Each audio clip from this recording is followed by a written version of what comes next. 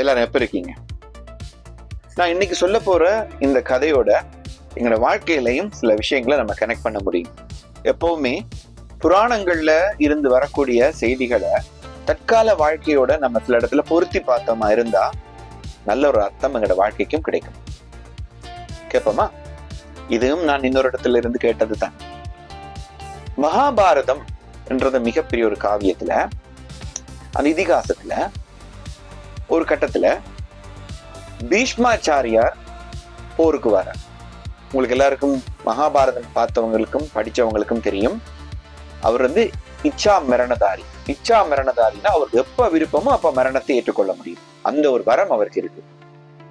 ஆனா அவர் என்ன சபதம் அந்த இடத்துல பண்றாருன்னா, கிருஷ்ண பரமாத்மாவை பார்த்து சொல்றார், நான் உன் கையில ஆயுதம் ஏந்த வைப்பேன். ஏனென்றா கிருஷ்ணர் மகாபாரத யுத்தத்தை ஆரம்பிக்கும் பொழுது ஒரு சபதம் மேற்கொண்டிருக்கார், நான் ஆயுதம் கையில் எடுக்க மாட்டேன் என்ற ஒரு சத்தியத்தை பண்ணிட்டார். ஆனா பீஷ்மர் என்ன சொல்றார், இந்த யுத்தத்துல கிருஷ்ணா உன்னை நான் ஆயுதம் தூக்க வைப்பேன். அன்னைக்கு யுத்தத்துல அவர் என்ன சொல்றார், இன்னைக்கு நீ என்ன ஆயுதம் தூக்கி என்னுடைய என்ன போருக்கு வராம இருப்பியா இருந்தால் இன்னைக்கு இரவு நான் தீக்குளித்து இறந்து விடுவேன்.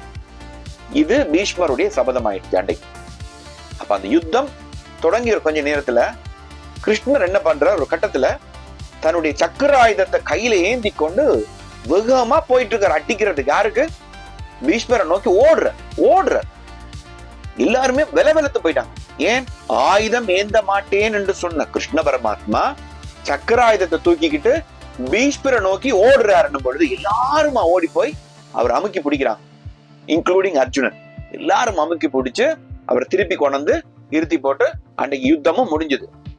இப்போ இந்த கிருஷ்ணர் தன்னுடைய பர்ணசாலை இருக்கு இல்லையா, கூடாரம், அந்த கூடாரத்துல இருந்து ரொம்ப கோபமா உட்கார்ந்துருக்கார். யாரோடையும் ரொம்ப கோபமா பேசுறார். அப்போ இந்த அர்ஜுனன் அவரை மீட் பண்ண போறான். அர்ஜுனன் மீட் பண்ண போகும் பொழுது பரந்தாமான்னு கேட்கிறார்.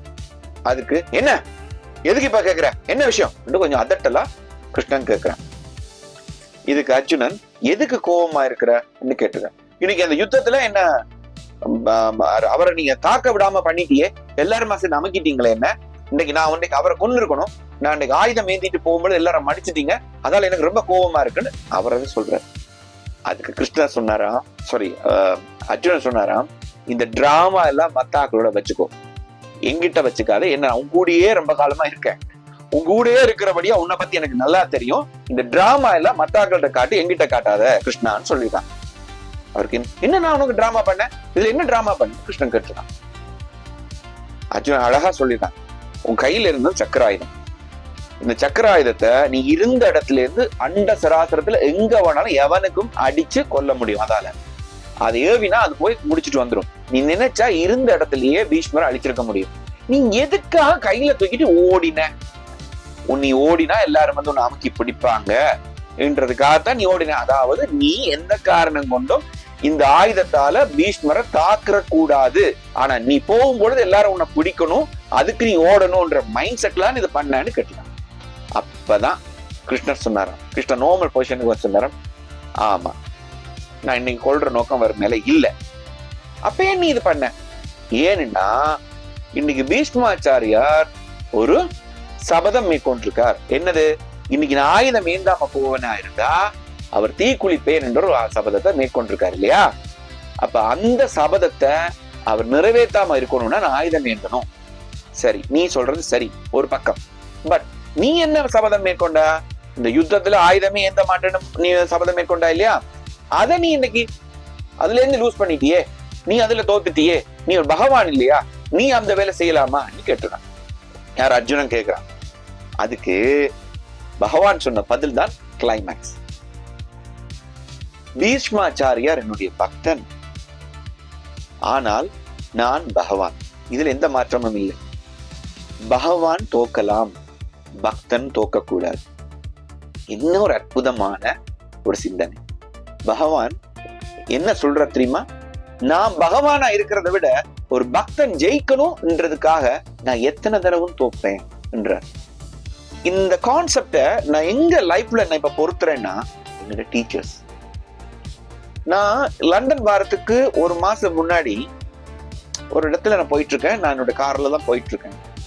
பட் எங்களுடைய கிளாஸ் டீச்சர் ரொம்ப பழைய ட்ரெஸ் போட்டு அதே மாதிரி பழைய சைக்கிள்ல தலையெல்லாம் நரைச்சு போய் மெதுவா உழக்கிட்டு போறாரு. நான் நிப்பாட்டி இறங்கி அவரை போய் பார்த்து பேசும்பொழுது அவருக்கு என்ன அடையாளமே தெரியல. உண்மையில எந்த அடையாளம் மாறி போச்சு, அது வேற விஷயம்.